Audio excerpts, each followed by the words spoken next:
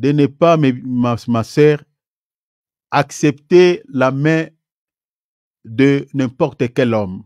Parce que tu regardes ton âge avance, attention, dans les mariages, les gens meurent. Dans les mariages, les gens meurent. Le mariage peut devenir une prison pour ta vie. Nous connaissons, je suis dans l'église, nous avons traité pas mal de cas.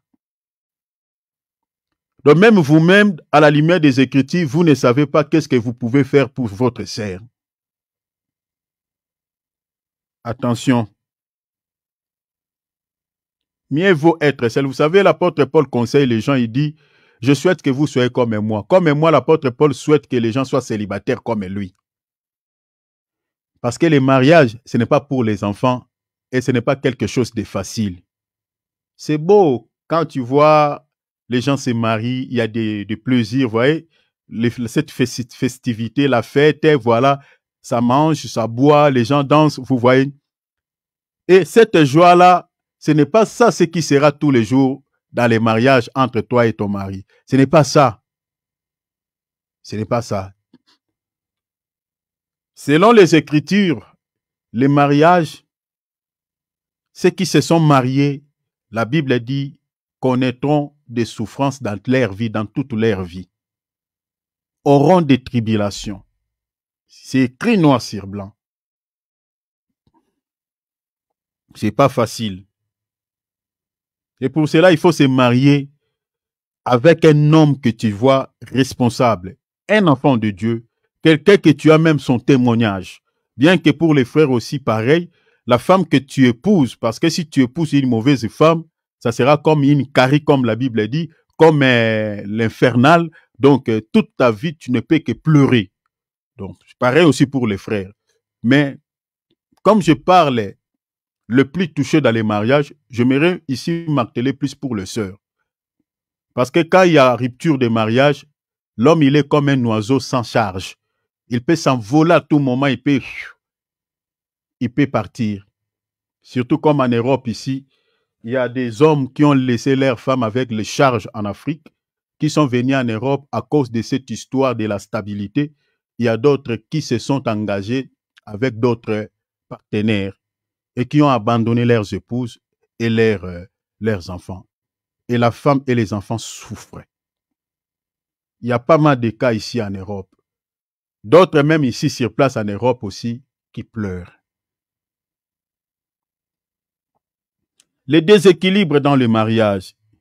Certains signes, qu'ils soient mineurs ou très graves, sont à l'origine des déséquilibres dans les mariages et peuvent conduire à un divorce s'ils ne sont pas pris à compte avec précaution.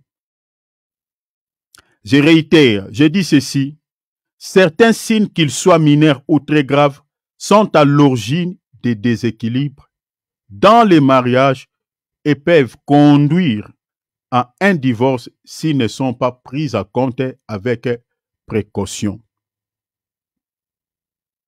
Certains signes mineurs et très graves ou majeurs, je dis, sont à l'origine des déséquilibres dans les mariages, des déséquilibres. Certains signes mineurs que vous négligez, certains signes même très graves que vous négligez, je dis que sont à l'origine des déséquilibres, peuvent créer un déséquilibre, peuvent créer les déséquilibres dans votre mariage. Et cela peut vous conduire à un divorce si vous ne prenez pas cela au sérieux. J'ai relevé quelques signes mineurs. Je vais parler d'abord des signes mineurs et je parlerai des signes majeurs, des signes très graves. Ceux qui notez, c'est important ce que je suis en train de vous dire. Ceux qui sont mariés, même ceux qui ne sont pas mariés. Gardez cela dans votre cœur. Je vais méditer toute la journée pour vous préparer ces choses par la grâce de Dieu.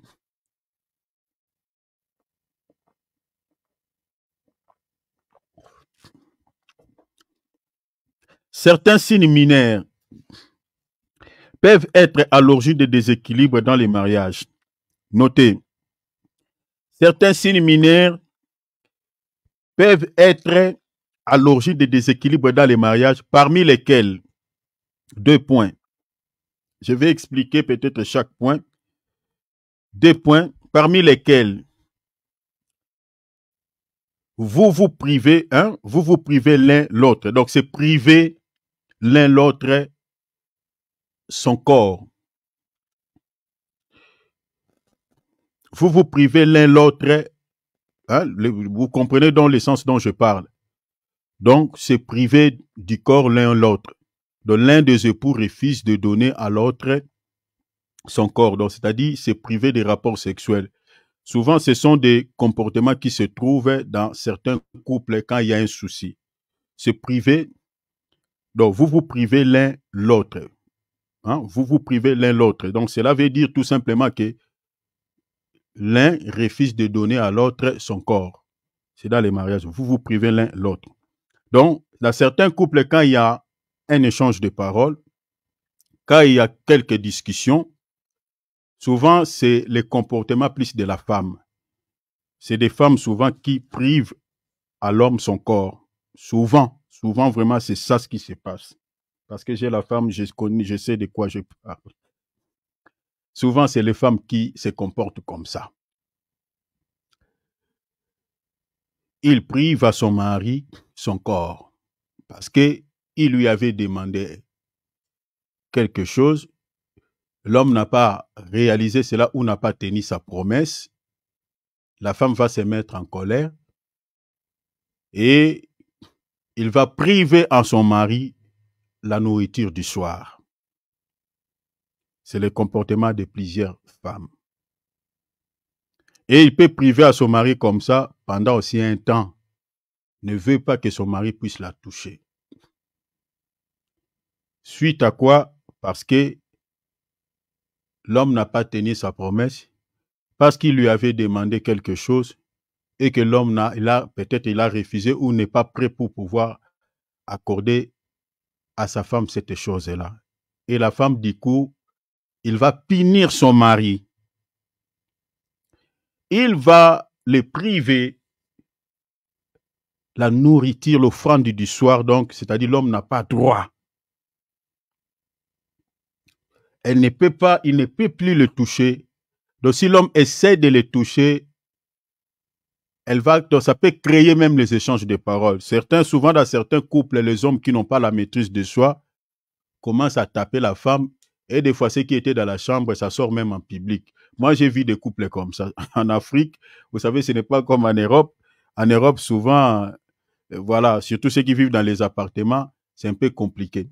Mais nous, en Afrique, voilà, les parcelles sont comme ça, voilà. Quand il y a les échanges de paroles là-bas, là, vous vous entendez. Je connais des couples comme ça en Afrique. Et parce que naboya ki nangai, yango betanga sonia, tout ça. Traduction en français, parce que j'avais refusé, c'est pour cela que tu es en train de me frapper. Maintenant, tu verras les jeunes Oboyaki Nini, tu avais refusé quoi? Ils savent ce que la femme est en train de dire. Qu'est-ce que tu avais refusé quoi? Et les gens rigolent. Moi, je connais des couples comme ça.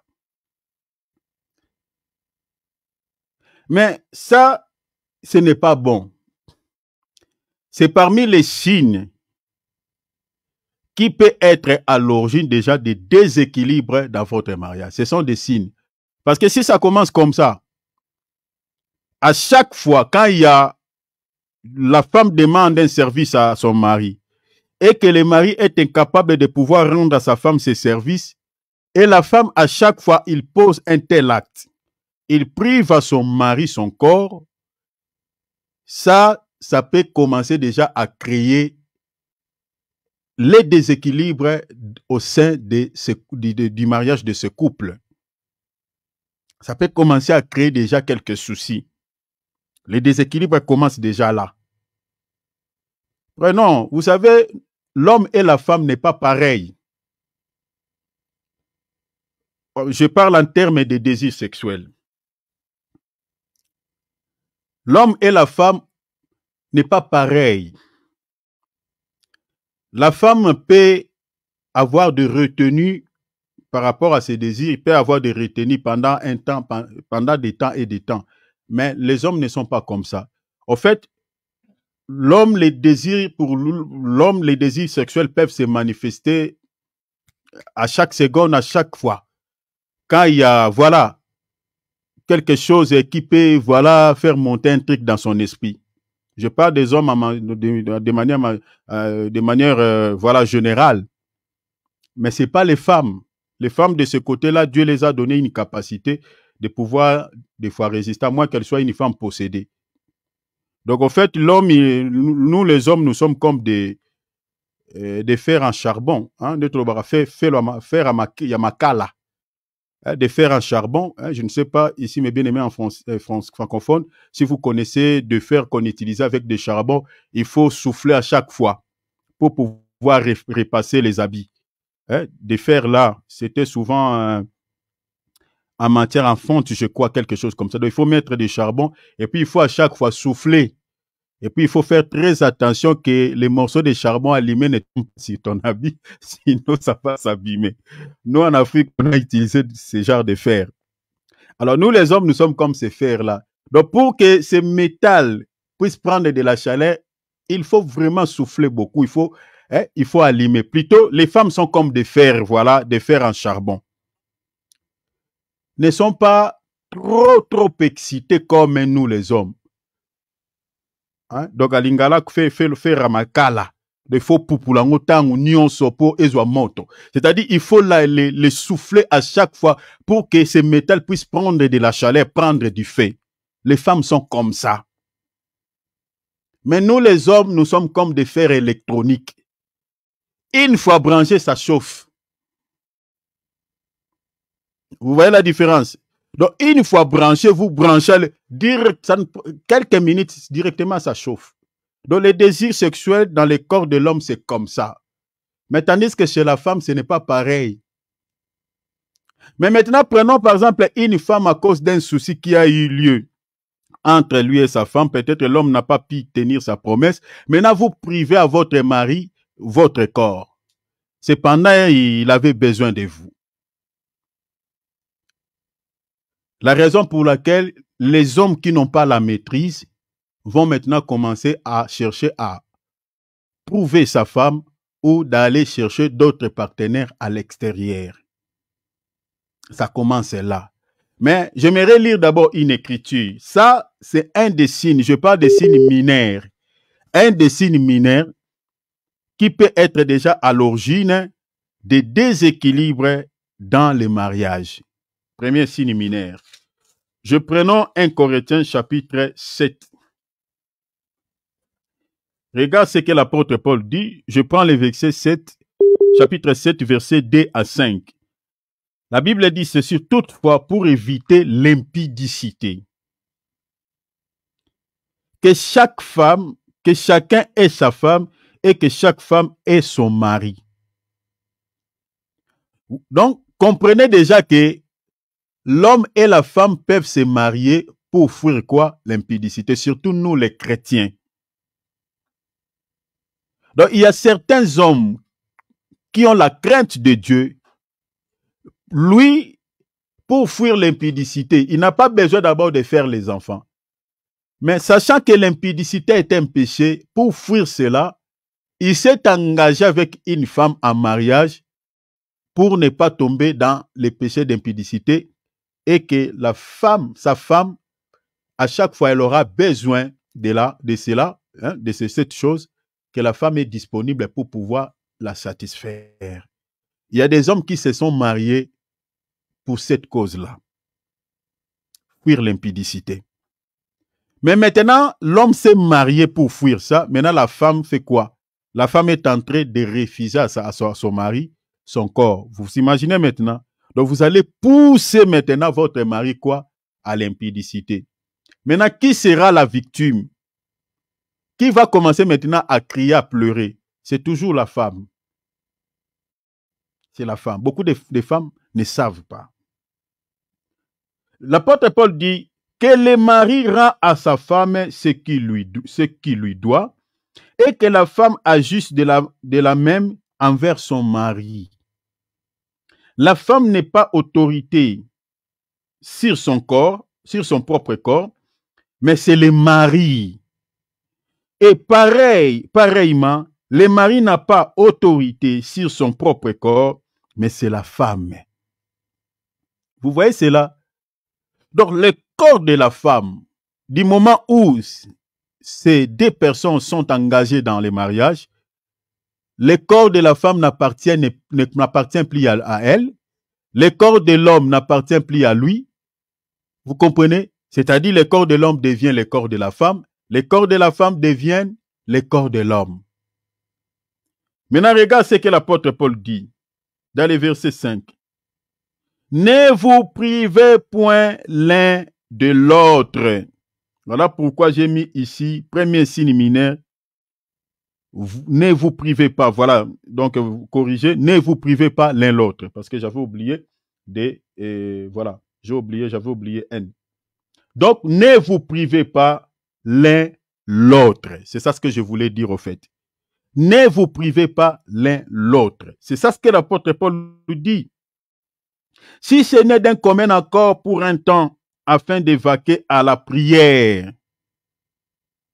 Il dit encore, puis retournez ensemble de peur que Satan ne vous tente par votre incontinence. Donc, ne vous privez pas. L'apôtre Paul est en train de dire cela pourquoi? Pour que vous puissiez bien faire la prière. C'est-à-dire, vous êtes des chrétiens, l'homme va bien prier, la femme aussi va bien prier, il n'y a rien qui va se présenter comme un obstacle à la prière et Satan n'aura pas un ici pour pouvoir entrer et terroriser votre famille. J'aimerais dire deux choses ici, ce que l'apôtre Paul dit dans les versets 5. Quand il dit « ne vous privez pas l'un et l'autre, hein, l'un de l'autre, afin de vaquer à la prière ». Vous savez que si la femme prive à son mari son corps, cher enfant de Dieu, vous savez même pour prier, ça devient très très compliqué. Très très compliqué. Je vous épargne des détails par rapport à cela, mais je crois que nous sommes ici presque tous de grands. Vous comprenez quand même ce que je suis en train de dire. Au moment où l'homme a besoin de sa femme et que la femme refuse de pouvoir donner à son mari son corps, même s'il est un serviteur de Dieu, ce jour-là, si c'est lui qui devrait prêcher, il va peut-être donner l'enseignement à l'autre personne. Il dit non, intervenir, moi je ne peux pas intervenir aujourd'hui. Ce que je vous dis, je connais quelques cas comme ça. Parce que sa femme, là-bas, ça ne va pas de ce côté-là. Surtout s'il a fait ça durant tout un temps. Maintenant, étant que serviteur de Dieu, il a aussi la crainte de Dieu. Il ne peut pas aller chercher une femme ailleurs. Il ne peut pas aller ailleurs pour aller chercher, peut-être tomber dans l'épidémie avec quelqu'un d'autre. Maintenant, il a la crainte de Dieu. Il est en train de se brûler au-dedans de lui. Parce que le désir sexuel est comparé au feu. Dans le même chapitre que je vous ai donné, si vous lisez à partir du verset 9, la Bible dit, s'il manque de continence, qu'il se marie, car il vaut mieux se marier que de brûler. Vous voyez, les gens qui ne sont pas mariés se brûlent.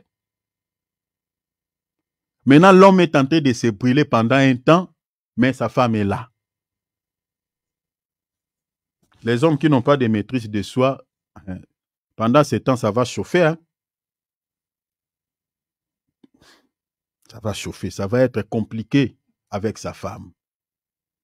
Il va commencer à créer des problèmes, mais alors que les problèmes, ce n'est pas tout ce qu'il est en train de créer. Le problème est ailleurs. Le problème, c'est ça.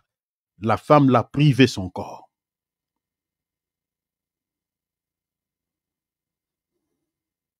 Là, maintenant, même pour prier, ça sera un peu compliqué. L'homme ne va pas bien prier. Même elle-même, la femme, ne saura pas prier. Parce qu'elle sait dans sa conscience que je privais à mon mari ça. Donc, quand elle va commencer à prier, elle sait déjà que ça va être compliqué avec son mari. Directement, la vie de prière est morte. Maintenant, quand il n'y a plus la prière, qui va maintenant récupérer les terrains? C'est le diable. C'est ça ce que Paul dit. Il dit, ne vous privez pas l'un l'autre, si ce n'est d'un commun accord pour un temps, afin d'évacuer à la prière. Puis retournez ensemble de peur que Satan ne vous tente par votre incontinence, par votre manque de maîtrise de soi. Beaucoup de couples ont ouvert grandement des portes au diable. Beaucoup de couples ont ouvert grandement des portes à Satan. À cause de ces premiers points que j'ai relevés ici, je suis en train de vous dire. La femme est en train de priver à son mari son corps. C'est aussi vice-versa. Il y a aussi des hommes qui le font à leurs femmes. Il y a des hommes aussi comme ça. Un homme, les hommes qui sont impudiques, qui ont plusieurs partenaires à l'extérieur et qui privent aussi à leur femme son corps. Mais ici, je parle vraiment dans le cadre où les hommes qui ont la crainte de Dieu, qui n'ont pas d'autres partenaires à l'extérieur, n'a que sa femme. Et la femme pose un tel acte, donc voilà, le diable peut avoir l'accès dans ce couple et puis il peut commencer à terroriser ce couple. Les esprits des échanges de paroles, des disputes peuvent entrer dans ce couple. Donc vous voyez un couple chrétien mais qui dispute matin, midi, soir. À cause de ces premiers signes mineurs qui peuvent être à l'origine des déséquilibres. Beaucoup de mariages ont des déséquilibres à cause de ces premiers signes. La femme prive à son mari son corps. La Bible l'interdit. Je connais même nos grands-parents. Avant qu'une femme ne puisse aller en mariage, parmi les conseils que les grands-parents donnent, hein, donc nos parents, plutôt pas nos grands-parents, mais nos parents donnent aux jeunes mariés, parmi les conseils, les premiers conseils, c'est ça ce que je vous dis. Peu importe les problèmes que vous pouvez avoir, peu importe ce que ton mari peut faire, en aucun jour que tu prives à ton mari ton corps, en aucun jour, ne le fais pas. Parmi les conseils que les parents donnent, je parle des vrais parents, pas des parents que nous avons aujourd'hui, de cette génération, donc voilà, des parents qui ne savent rien. Je parle des parents qui savent donner des conseils aux jeunes mariés. Même certains hommes de Dieu le disent aux couples. Le premier conseil qu'on donne souvent à la femme, parce que beaucoup de femmes, quand il y a moindre souci, ils savent que bon, c'est là, l'offrande du soir, c'est fini, n'aura plus haut. Il sait qu'il viendra. Ce côté-là, beaucoup de femmes savent. Vous voyez que la femme qui dort chaque soir avec une panne, avec une robe de nuit, mais la nuit comme ça, la femme commence à porter des pantalons jeans. Il met les cyclistes, il met les pantalons jeans, il serre. Donc pour dire que la porte est fermée, la porte est verrouillée. C'est fini. Ça, ce n'est pas bien. C'est un des signes mineurs qui peut être à l'origine des déséquilibres dans un couple, dans un mariage. La Bible l'interdit. La Bible, je dis, l'interdit. On a lu tout à l'heure. Ne vous privez pas. Ne vous privez pas l'un l'autre. Peu importe ce qui peut avoir lieu au sein de votre mariage. La Bible l'interdit. Ne vous privez pas. Deuxième signe mineur, manque de propriété de l'un des époux. Manque de propriété. Ça peut être aussi à l'origine des déséquilibres dans le mariage. Un des signes. L'un des époux n'est pas propre. Ça peut être l'homme, ça peut être la femme. La propriété là, ça peut être la propriété du corps. Ça peut être aussi la propriété de la maison. Il y a certains couples, soit l'homme, soit la femme, déjà depuis chez eux, il est tellement propre.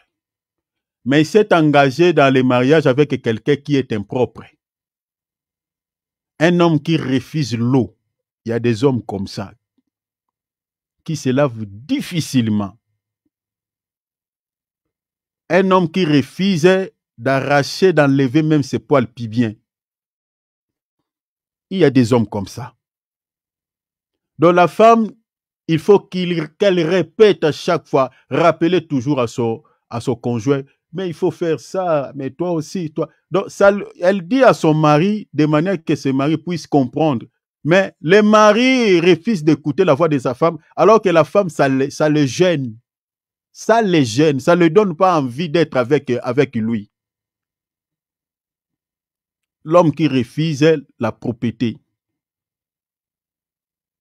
Il revient au travail. Quand tu t'es marié, quand tu es marié avec une femme, pareil, vice-versa. Donc, il faut savoir se rendre propre. Tu ne peux pas dormir sans se laver. Vous revenez au travail, allez dans la douche. Manque de propriété peut être aussi à l'origine des déséquilibres dans les mariages. La propriété.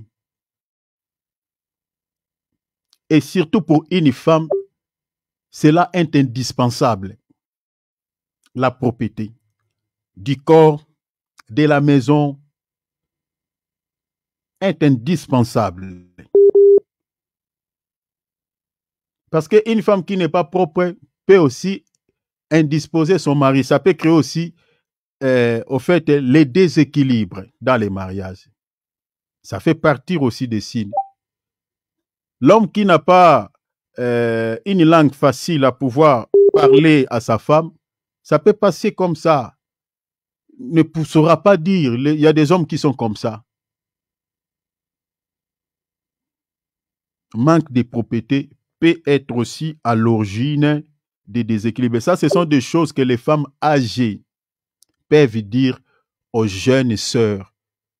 Et les hommes de Dieu peuvent dire aussi aux frères. Souvent, c'est les parents qui jouent ce rôle. Je me rappelle, on était parti avec mon bien-aimé David dans une maison. Oh là là. Oh, ce qu'on a trouvé, c'est horrible. Hein? C'est horrible.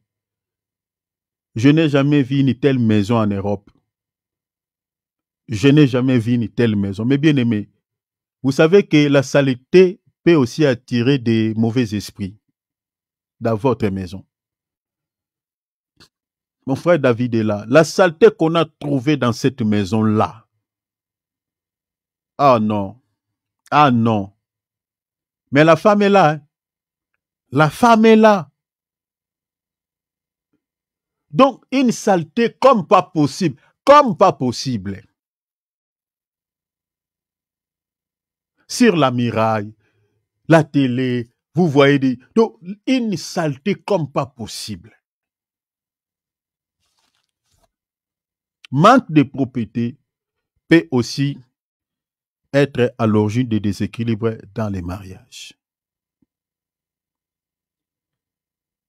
L'insolence, ça peut être chez l'homme, même à la femme.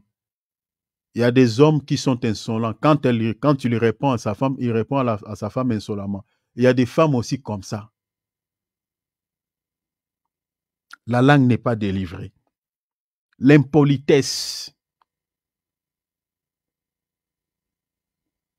Il y a des hommes qui ne respectent pas leurs femmes. Des hommes impolis. La belle famille de sa femme sont là. Mais quand elle parle à sa femme, ne tient pas compte de tous ces mondes qui sont là. Des hommes impolis, des maris impolis. Il y a des hommes comme ça. Qui ne respectent pas, non pas seulement sa femme, même la belle famille. Vice-versa, il y a des femmes aussi qui sont comme ça. Une femme impolie, il peut insulter son mari facilement. Il peut insulter. Les femmes impolies. Ça, c'est aussi parmi des signes mineurs qui peut être à l'origine des déséquilibres dans les mariages. Je vous avais dit ici que le roi Asiris avait au fait donné la lettre de divorce, répudié la reine Vasti à cause de l'impolitesse. Il y a d'autres personnes dans la foi chrétienne, à cause de l'impolitesse de la femme, peut aussi répudier sa femme. Mais moi, je vous donnerai quelques textes ici. Parce que ça, il y a certains versets dans la Bible, il faut bien l'interpréter. Parce que cette écriture-là, si on l'applique aujourd'hui, en tout cas, beaucoup de hommes qui se sont mariés avec des femmes, des hommes chrétiens, je parle, peuvent donner à leurs femmes les lettres de divorce. Parce que je ne sais pas s'il y a une femme qui n'a jamais manqué du respect, et même dans la foi chrétienne, qui n'a jamais manqué du respect à son mari. Je ne sais pas. S'il y a une femme qui n'a jamais manqué du respect à son mari. Parce que la Bible dit quoi? Femme, respecte ton mari. Ce que Dieu dit là, Dieu sait que les femmes, leur nature, leur faiblesse, c'est l'impolitesse. Le Seigneur le sait. Le Seigneur le sait. C'est pour cela que le Seigneur les a dit bien avant que vous devez avoir du respect vis-à-vis de vos maris. Dans tout le couple chrétien, il y a toujours un jour où la femme avait manqué du respect, avait manifesté peut-être l'impolitesse envers son mari. Mais maintenant, si on va récupérer ce qui s'était passé dans la vie d'Asiris et Vasti, l'impolitesse de la reine Vasti, on va l'appliquer maintenant dans le couple chrétien. Maintenant, les chrétiens ne vont plus se marier. Ne vont plus se marier. Donc, il faut bien comprendre cette écriture parce que j'avais entendu un soi-disant homme de Dieu, je crois mon bien-aimé Philippe connaît ce que je dis, qui avait répudié sa femme à cause de l'impolitesse. Et il avait soutenu la répudiation de sa femme avec cette écriture que je viens de vous donner là, d'Esther chapitre 1. Parce que la femme lui manquait tellement de respect, était impolie, et il a répudié sa femme. Nous disons que ça ne peut pas être un cas qui peut permettre ou faire de sorte que l'homme puisse répudier sa femme. Nous disons non, parce que Jésus ne l'a pas relevé dans ses enseignements. L'ingérence financière. L'ingérence financière, ça fait partie des signes mineurs qui peut aussi être à l'origine des déséquilibres dans les mariages. L'ingérence financière. Donc, quand je parle de l'ingérence financière, c'est-à-dire faire des dépenses exagérées ou inutiles, vous comprenez, ou vol d'argent. L'ingérence financière fait aussi partir des signes qui peuvent être à l'origine de déséquilibre dans les mariages. Ici, je parle, il y a des hommes aussi qui ne savent pas gérer, où la femme s'inquiète. La femme s'inquiète tellement et dit, mais comment mon mari ne sait pas gérer, vraiment, voilà, ne sait pas gérer l'argent. Il y a des femmes, des hommes comme ça, qui ont le problème de gérer, de la gérance. Il y a aussi des femmes qui ne savent pas gérer leur budget. Donc, quand il y a l'argent entre ses mains, il commence à faire des dépenses. Ici, surtout les femmes. Les hommes, c'est encore moins. Parce que nous, les hommes, nous n'avons pas vraiment beaucoup de besoins. Pas des jeunes d'aujourd'hui. Mais beaucoup de femmes ne savent pas gérer l'argent. Parce elles ont tellement de désirs. Une fois que l'homme touche l'argent et remet entre ses mains, elle commence à faire des dépenses inutiles. Donc, avant que l'homme touche encore l'argent au fin du mois, donc tout ce qui était entre ses mains, peut-être durant des semaines, tout est fini, tout est terminé, et il commence à galérer, et l'homme commence à demander, mais où est-ce que tu as mis tout cet argent que je t'avais donné? Ça peut être, c'est parmi des signes mineurs qui peut être aussi à l'origine des déséquilibres dans les mariages. L'ingérence financière. Faire des dépenses exagérées ou inutiles ou vol d'argent. Il y a des femmes voleuses, il y a aussi des hommes voleurs. Ils volent l'argent de la femme vole l'argent du mari. Ça peut être aussi à l'origine, donc parmi des signes mineurs. L'insatisfaction sexuelle. L'insatisfaction sexuelle, ça fait partie des signes mineurs qui peut être aussi à l'origine des déséquilibres dans le mariage. L'insatisfaction. Cela peut être dit, par exemple, hein, quand je parle de l'insatisfaction sexuelle, donc je parle que cela peut être dû à la vie du passé de l'un ou de l'autre. La femme n'est pas satisfaite. Vous voyez, quand il est avec son mari, ou l'homme n'est pas satisfait, hein, la femme n'est pas satisfaite, l'homme n'est pas satisfait, ce qui cause souvent l'insatisfaction dans les rapports sexuels, ça peut être la vie du passé de l'un des conjoints. C'est pour cela que la Bible nous conseille, il faut qu'on se marie vierge.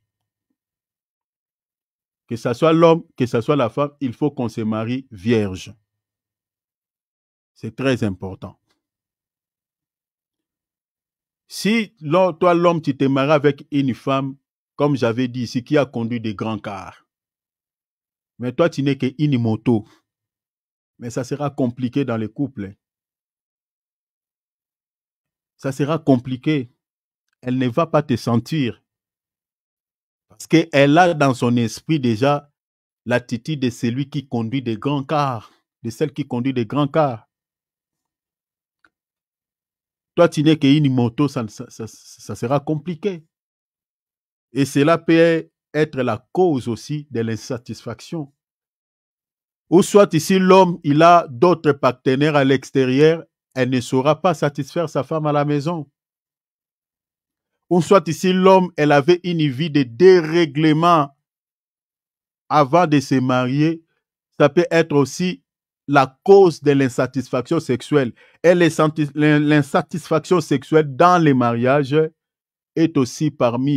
c'est aussi parmi les signes mineurs qui peut être à l'origine des déséquilibres dans les mariages.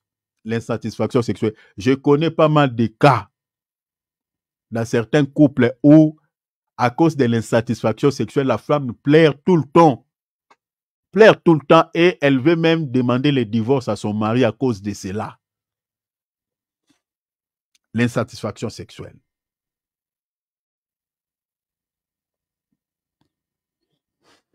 Les frustrations. Ça, c'est autre point. Les frustrations. Les frustrations peuvent être dues à l'arrivée des enfants. Il y a certains couples, quand vous étiez deux, il y avait pleinement l'amour.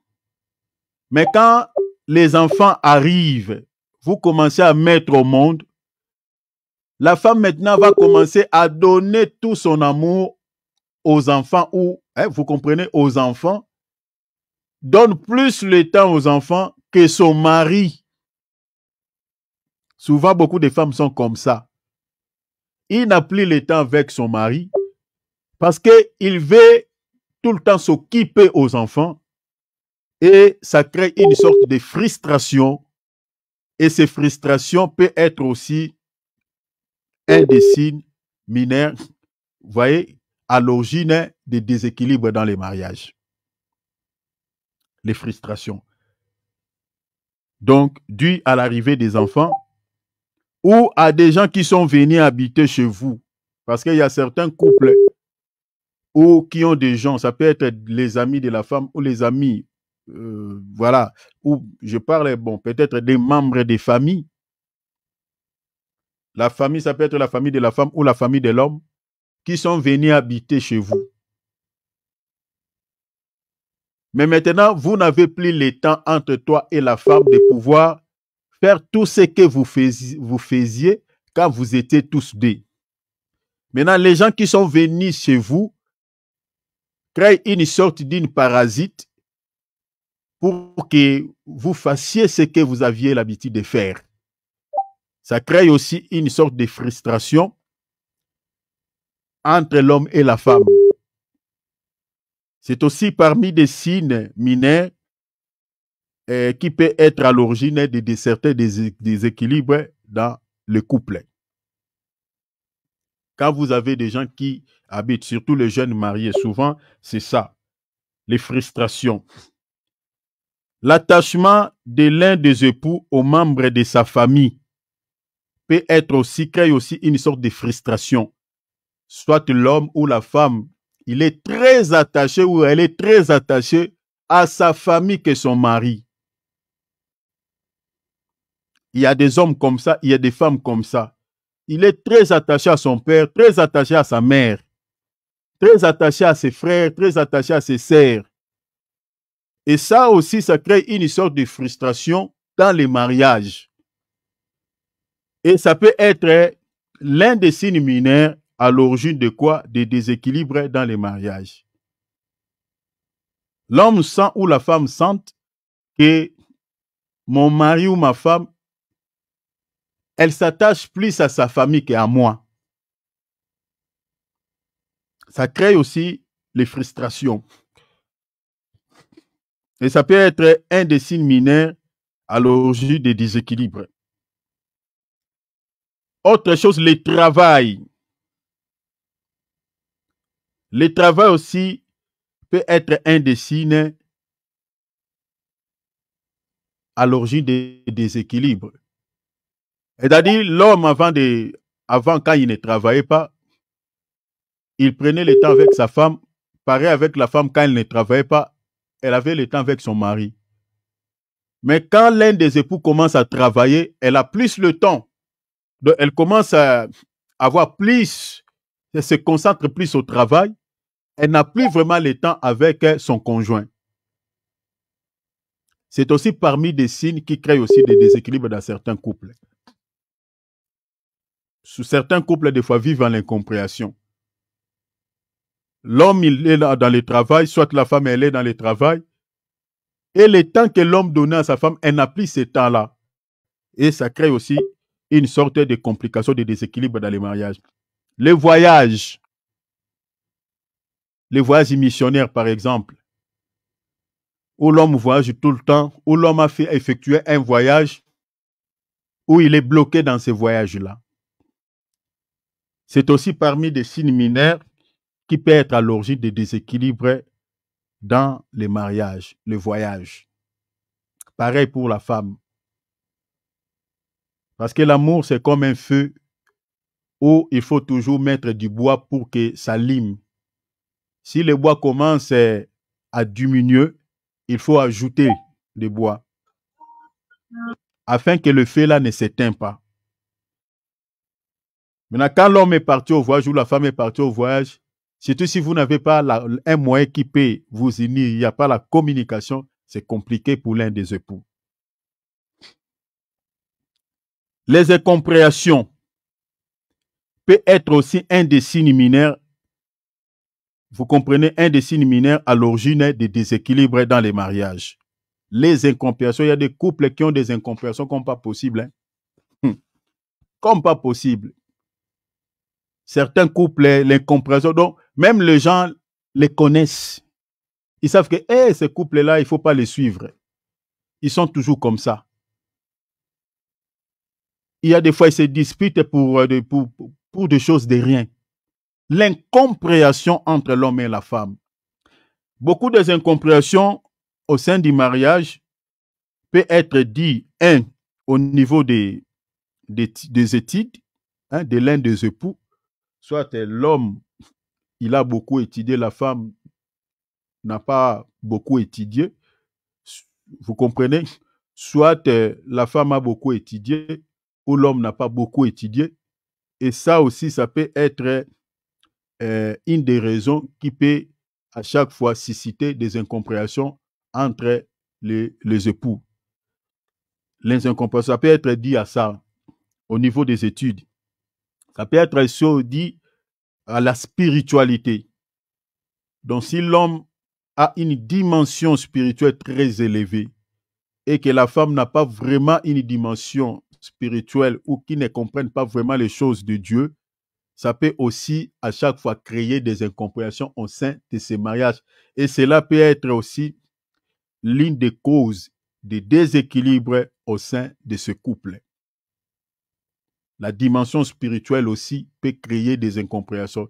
Si l'un des époux a une dimension très élevée de la spiritualité, l'autre n'a pas cette dimension. Pour ça, dans les couples, il faut qu'il y ait l'équilibre. Très important. Très, très important. Vous voyez, très important. Sur tous les plans, il faut qu'il y ait l'équilibre. S'il n'y a pas l'équilibre, ça peut vous créer des soucis. Ça créera des incompréhensions inutiles. Voilà. Les niveaux des études aussi, l'incompréhension, certaines incompréhensions dues au niveau des études de l'un des époux, aussi à la spiritualité de l'un ou de l'autre. Les incompréhensions, il y a certaines incompréhensions qui sont dues à l'âge de l'un des époux. Si la femme est moins âgée que le mari, ça peut être vice-versa. Ça aussi, ça peut être une des causes des déséquilibres au sein de ces couples. Vous comprenez? C'est pour cela que je suis désolé pour les hommes qui se marient avec des femmes qui sont vraiment moins âgées. Je ne dis pas que les hommes doivent se marier avec les femmes plus âgées, mais il faut qu'il y ait l'équilibre. Il ne faut pas qu'il y ait beaucoup d'écart. Vous prenez par exemple un monsieur de 60 ans qui va se marier avec une fille de 18 ans. Vous voyez? Donc, il y aura quand même des déséquilibres dans ce couple. Vous voyez? Parce que tout ce que toi, tu as comme expérience dans la vie, cette fille-là n'a pas. N'a pas. Vous voyez? 60 ans, 18 ans, regardez. Donc, il faut que les hommes aussi puissent tenir compte de cela. Et souvent, dans certains couples, il y a des incompréhensions dues au problème de l'âge. Donc, c'est-à-dire, la femme, elle est moins âgée que le mari et n'arrive pas, voilà, à comprendre certaines choses que son mari. Et ça peut à chaque fois créer des incompréhensions. Alors, parmi les signes mineurs, les problèmes liés à la santé. Les problèmes liés à la santé peuvent être aussi à l'origine des déséquilibres dans les mariages. Les problèmes liés à la santé. Ici, suivez-moi très bien, les problèmes liés à la santé. Parmi lesquels nous avons des maladies infectieuses. Des maladies infectieuses. Ça peut être, par exemple, la tuberculose. Ça peut être, par exemple, voilà, l'impuissance sexuelle. Vous comprenez? L'impuissance sexuelle aussi, c'est une maladie. Ça peut être une maladie physique. Ça peut être dû, par exemple, à des maladies comme hémorroïdes. Vous comprenez? L'hémorroïde crée aussi l'impuissance sexuelle chez l'homme, tout comme chez la femme. Déjà, quand il y a l'impuissance sexuelle, donc, ça peut créer une sorte de frustration à l'un des époux, une insatisfaction sexuelle, et ça peut être aussi une des causes de quelques soucis qui va créer une sorte de déséquilibre au sein de ce couple. Vous comprenez? L'impuissance sexuelle. Voilà pourquoi on le soigne.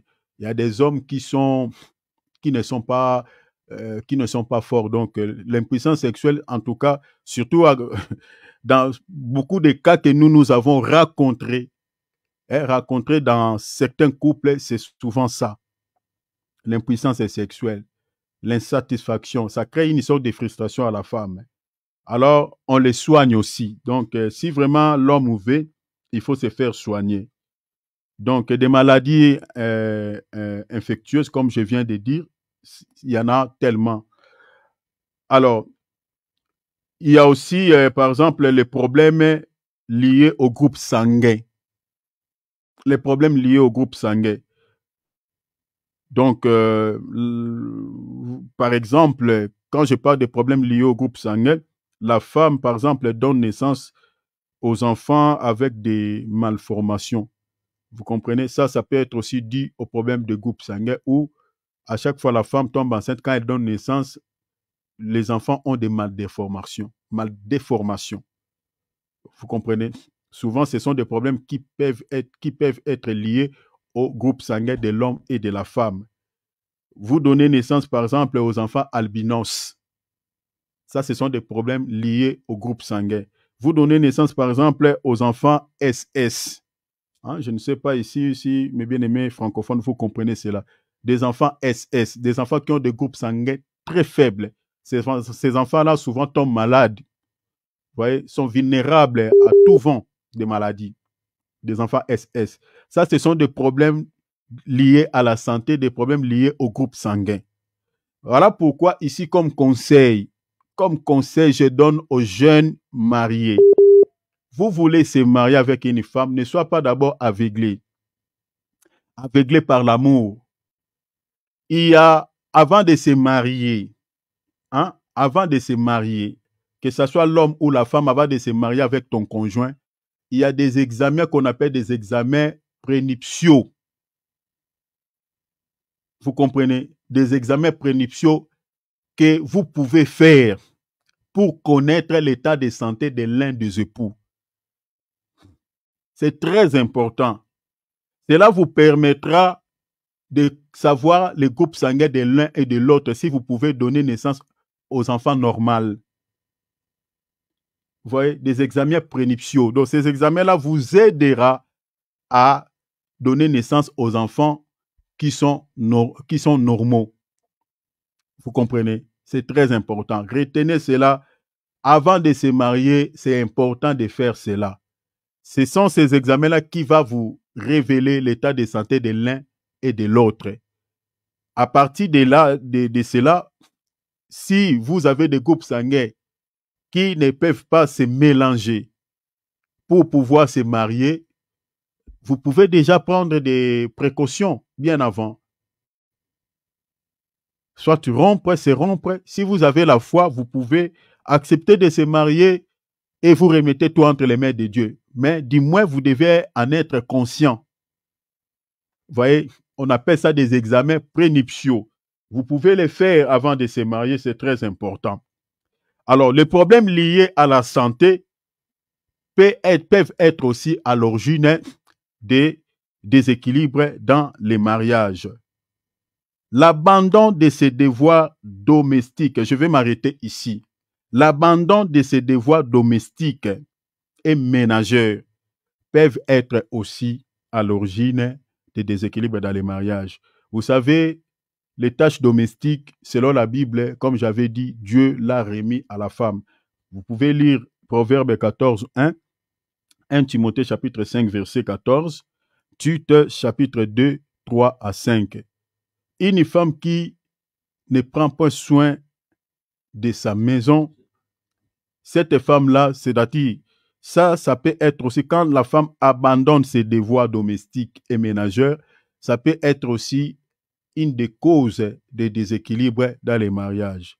Alors, par la grâce de Dieu, demain, je parlerai des signes majeurs ou des signes très graves, vous voyez, des signes très graves peuvent aussi être à l'origine des déséquilibres dans les mariages. Je donnerai quelques signes, des signes qui sont très graves, des signes majeurs qui peuvent être aussi à l'origine des déséquilibres dans les mariages. Ça, je parlerai de cela demain.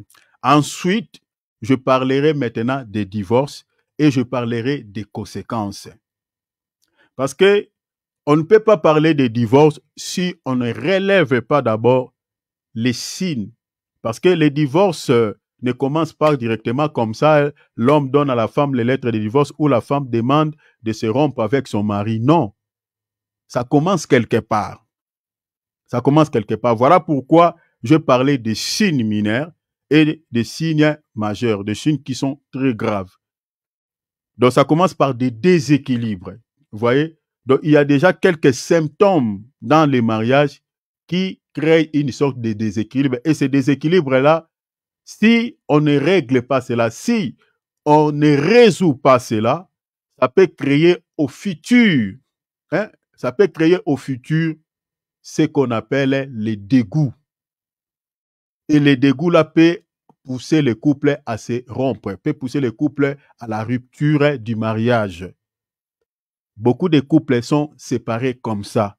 Ça a commencé petit à petit avec quelques symptômes mineurs qui créaient des déséquilibres petit à petit, tous ces signes-là que je vous ai donnés. La liste est non exhaustive, mais j'ai relevé quand même quelques soucis qui créent des déséquilibres au sein du mariage.